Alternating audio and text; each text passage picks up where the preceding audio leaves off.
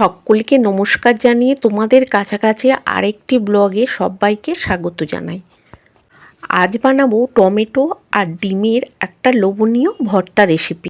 প্রথমে টমেটোগুলো ভালো করে তেল মাখিয়ে নেব, তারপরে টমেটোগুলো পুড়িয়ে নেব। ভালো করে পুড়ে গেলে আঁচ থেকে নামিয়ে টমেটোগুলো ঠান্ডা হতে দেব। একটা কড়া আঁচে বসিয়ে সর্ষের তেল দেব। যে যেমন ঝাল পছন্দ করবে সেই অনুযায়ী শুকনো লঙ্কা তেলে ভেজে নেবে। আমি এখানে 4টে শুকনো লঙ্কা ভেজে নিয়েছি। লঙ্কা ভাজা হয়ে গেছে, একটা থালার মধ্যে তুলে রাখবো। ওই গরম তেলে 15-20টা রসুন দেব। ভালো করে রসুনটা লাল করে ভেজে নেব। ভাজা হয়ে গেছে, ওটাও একটা থালার মধ্যে তুলে রাখবো।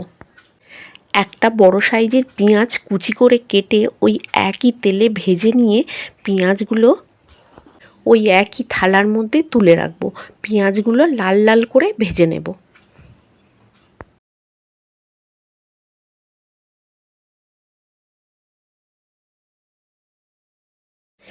পেঁয়াজ ভাজা, রসুন ভাজা, লঙ্কা ভাজা একটা থালাতে রেখে ঠান্ডা হতে দেব। টমেটোগুলো পুড়িয়ে রেখেছিলাম, সেগুলো ঠান্ডা হয়ে গেছে। এবারে টমেটোর খোসাগুলো ছাড়িয়ে নেব।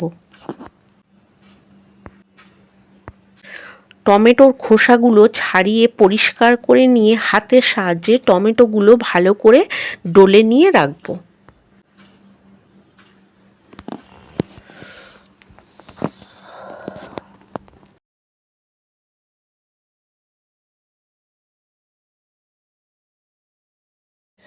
আঁচে কড়া বসিয়ে তাতে সর্ষের তেল দিয়ে গরম হলে ডলে রাখা টমেটোগুলো দিয়ে ভালো করে নাড়াচাড়া করে নেব।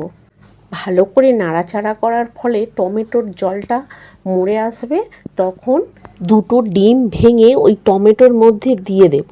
সব একসঙ্গে ভালো করে শুকনো করে ভেজে নেব।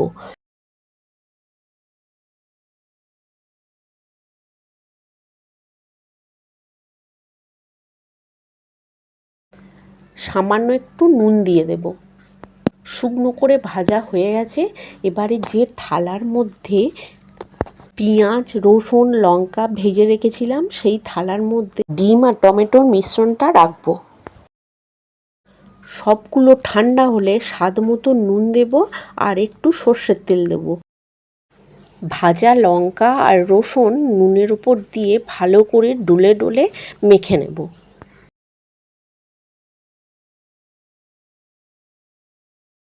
ভালো করে মাখা হয়ে গেছে। এবার একটা পেঁয়াজ কুচি করে কেটে রেখেছিলাম, ওই পেঁয়াজটা ওই উপকরণের মধ্যে দিয়ে ভালো করে একসঙ্গে মেখে নেব। সবগুলো ডলে ডলে ভালো করে মেখে নেব।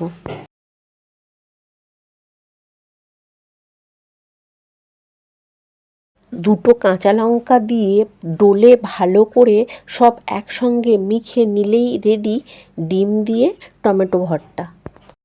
এইভাবে আপনারা বাড়িতে একবার হলেও বানিয়ে খেয়ে দেখবেন। অসাধারণ একটা রেসিপি।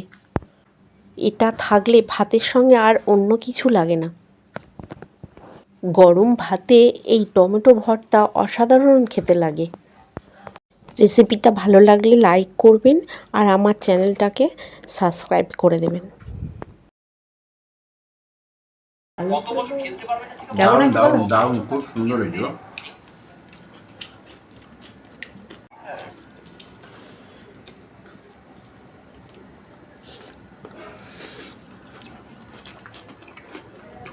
খুব সুন্দর হয়েছিল, এত সুন্দর আগে খাইনি কখনো।